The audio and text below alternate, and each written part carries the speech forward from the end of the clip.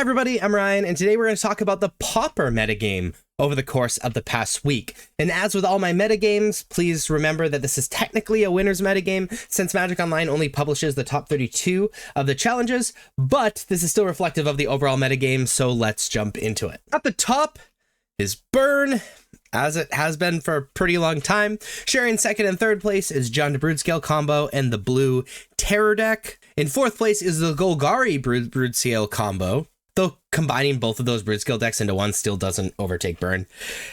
And in fifth is Grixis Affinity.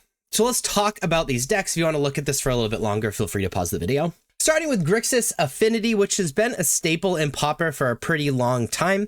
It uses affinity mechanics by playing a ton of artifacts, so they can play threats for extremely cheap and have their stuff be better, such as Galvanic Blast, for example, and makeshift munitions, to just completely outcard their opponent, have everything be extremely cheap, and win. Golgari Broodscale Combo is centered entirely around repeatedly putting +1/+1 counters on Basking Broodscale, normally with Sadistically, to create effectively infinite mana with the Eldrazi Spawn?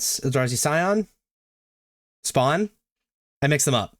With the thing that Basking Broodscale makes, and make Basking Broodscale infinitely big to eventually kill their opponents. There's a similar thing happening with the Jund Broodscale combo. I would say comparing the two, Golgari is definitely more consistent, but Jund is giving up some of that consistency for a better alternative game plan, like with Writhing Chrysalis. But I don't want to waste too much time on Jund Broodscales because it's pretty much a similar deck. As far as the mono blue Terror deck, this deck fills their graveyard as fast as they can with instant sorceries so that they can play a Cryptic Serpent and a Tolarian Terror for 1/2 mana. And because we're playing a ton of instant sorceries, playing Delver of Secrets is also totally fine. Other than that, it draws a bunch of cards and counters your spells and just plays these threats for very, very cheap. And the most popular deck is Burn. Now what this deck is attempting to do is just defeat you as fast as possible. It's playing a bunch of burn spells, but also it's playing some artifacts so that it can Kuldotha Rebirth those artifacts to then Goblin Bushwhacker and deal a ridiculous amount of damage all in one turn.